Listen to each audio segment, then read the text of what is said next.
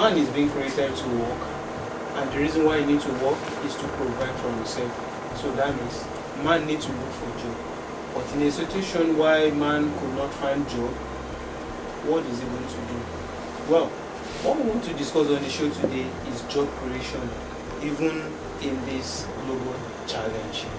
I'm still your regular host, Tony Guidera, and discussing this with me on the show, I have engineer Adeleke Stephen. You're welcome to the program, sir. Thank you very much. It's my pleasure. Yes, sir.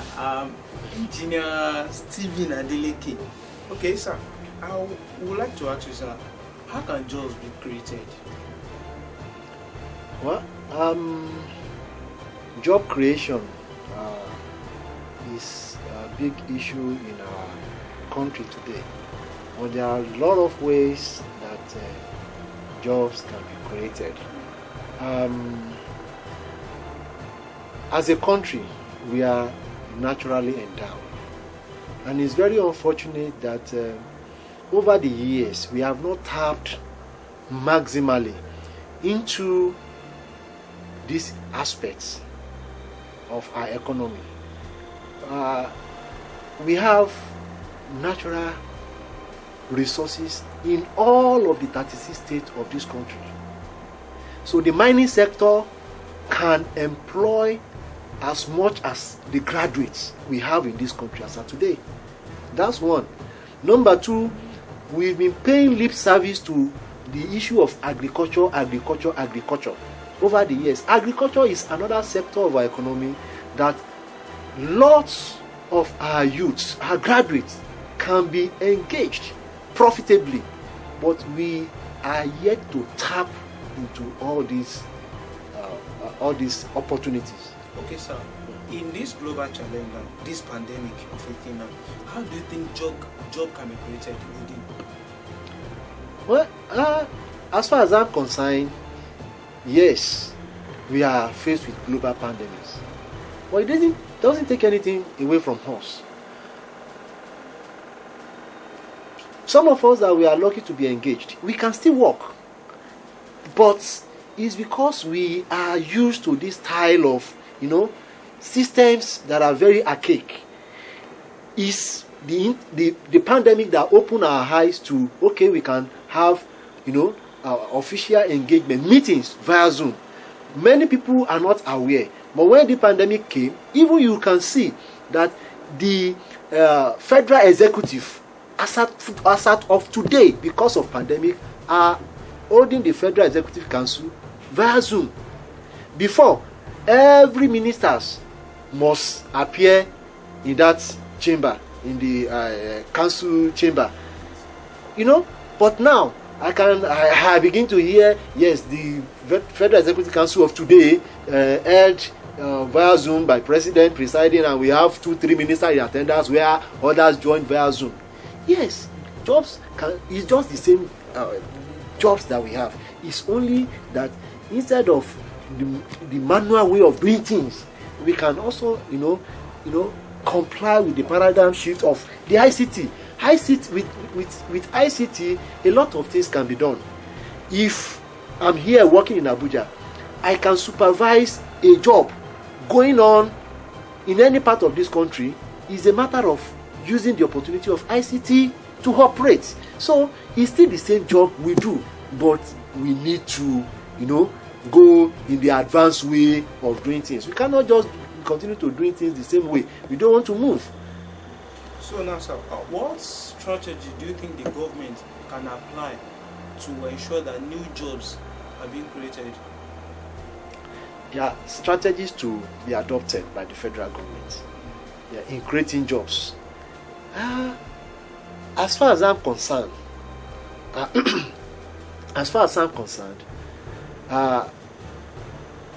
government needs to create enabling environment for private investors to key in. I tell you today, it is not all Nigerian graduates that can be absorbed into the federal government jobs. No. So the reason why government needs to create enabling environment for private sectors to come in and invest, both local and international investors. I tell you today, how will private company survive in an atmosphere where we have epileptic power supply? Despite the trillions, isn't the money that have been buried in our power sector today is in trillions of dollars. Year in, year out, we spend bogusly and we are not seeing anything. You and I today, probably we are coming from a place whereby we still sustain our power energy source with either generator or solar if you have the money. How many people have money to install solar? So not until government creates enabling environment, like I said, we will still be faced with all these challenges. So these are things that government needs to do.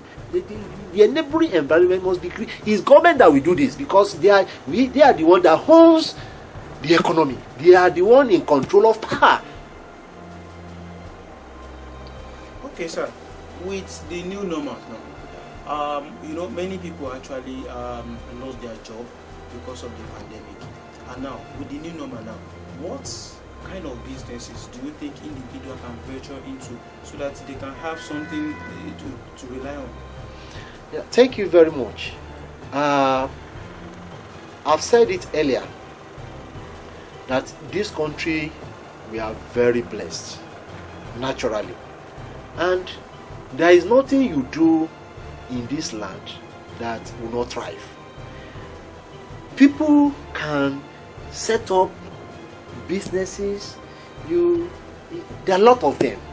You, as an engineer, I can go, I can go into block making industry, I will make my money.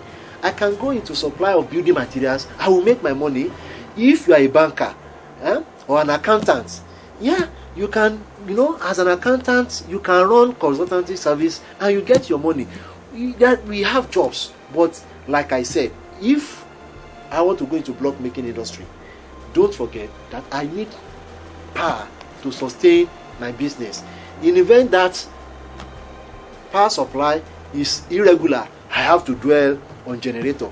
And don't forget, I will spend money buying fuel in doing this. So it's certainly buying fuel will not be as economical as using power electricity, because electricity is the cheapest means of energy source. So if I'm producing using diesel or gasoline, definitely that will increase my production cost and my goods will not be sold cheaply. So you have this what's it called, fashion designing. People can do fashion designing. People can do furniture, burglary fixing. We have all these jobs that could be done, but don't forget that capital is also another thing. So average Nigerian graduates, can you access this capital, this loan? We've been hearing it, but it has not been practicalized. Really, to make. And some of the people that have this opportunity, they are either maybe they are affiliated, they are a relative, or they are a crony of maybe a senator, this and that. So it's like I said, our leaders need to do as much as possible to create, to do things that will benefit the Nigerian masses. Not just because I know man, or I know this, or I know a senator, or I know this. The selective method, the approach must be general, not restricted to few that are advantage, that have the advantage. Okay, sir. With the issue of the global pandemic now, yes, taking for example Africa and Nigeria now, the pandemic now has made us understand a lot of things in terms of jobs, and we've seen that there are some jobs that there are other ways that we can do it, that even we having individual doing them is not too relevant.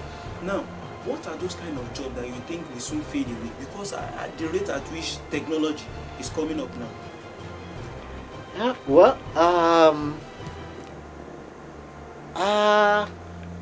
As far as I'm concerned, no matter how advanced technology is, you still need human beings to drive this technology. Technology cannot just drive themselves.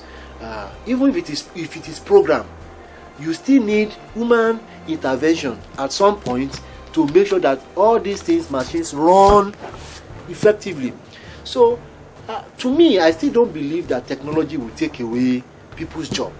It's just for us to be able to adapt to what the technology has to offer. In this office, yes, we can use technology to run things. But let me tell you that this file doesn't have leg, it doesn't have hand to move. You can send via ICT, but ICT will not arrange it by itself. You still need, because here as office, we work through files. Even though you send your documents via as an office, you still need to move something. So as far as I'm concerned, technology, yes, but we must leverage on the advantage that the technology has to offer, because people must work. If it is a must for people to eat, yes, it is also a must for people to work before they can eat. So technology will not take our job, but it is we to make sure that we key in, we adapt our modus operandi, mode of operation, to what technology has to offer. Okay, sir, I want to ask you, how can we enhance job security? It's very important. Yeah, job security, very, very important. I quite agree with you. And that is why most of the people prefer government job than private, because knowing fully well that when you work with government, yes, you may not get the money at the early stage, but you are 100%, or let me say 90%, if you don't want to, you are 90% assured that that job is secured. Now, just like what we are witnessing now, the pandemic, people are deprived of going to the office to work. But government workers are not going to office, but yet they still have their salary being paid. Unlike the private sector, some private organizations can afford to pay their staff. Some, majority now, even banks, they are shedding, they are reducing their capacity, their staff, the staff strength. So, as for me, government, like I said, government still needs to wade in. Like you can recall, of recent, we heard of a bank who wanted to turn down, the appointment of some of their staff, and the board of maybe directors and organizers have to call them to that. No, you can't do this. If you do this, you are adding to the trauma of this, of what this pandemic has to offer. So, government must, must give aids and assistance where necessary for this. For some of these private organizations who are badly hit by by this pandemic, to make sure that at least after the pandemic they are still able to operate and give bailouts, give loans, that will be repatriated as time goes on. So government has a vital role to still play, because nevertheless, don't forget that no matter what, these private organizations needs money to pay their staff, and if they are not working, where would they get the money to pay? So, but if government are able to give palliatives, like many of the cities are crying for, so also the companies need palliative. They can grant. These are things that they can give, but will be recovered over time, so that the private organization will not resort to the option of sending away their staff. Yeah, so recently we heard that the federal government wants to create over 774 jobs that was being posed to the National Assembly, but we heard that it was being suspended. Though it's not in your jurisdiction, but what do you think the government can do to make sure that, because when the masses will hear of this, everybody will be happy because know that there will be more employment. So what do you think the government can do to make sure that this comes to reality? Earlier in this discussion, I told you job creation. Government has a vital role to play by creating enabling environment, especially for the private sector. Now, and I as well told you that the problem we are faced with majorly in this country is leadership problem. We have the intellectual capacity, we have the strength, we have everything, but leadership is our problem. Creating 774,000 jobs is a good thing. If we allow this thing to take place, to happen the way it should be, it's a good thing. But don't forget, we have watched in the media what happened, what transpired, that leaders are having infraction because of who does what. 774 jobs, yes, that means in each local government you are talking about 10,000.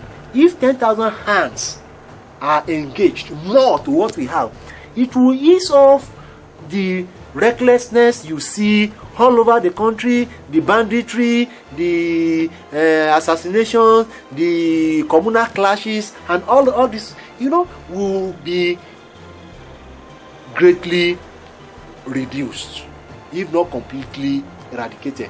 But I'll tell you, government needs to make sure they are faithful to this cause. This should not be done on the altar of because I know this person or because of political relations or whatever. No, it shouldn't be politicized. You want to create jobs, give these jobs to those who merit it. You understand? If already is not, this kind of job is not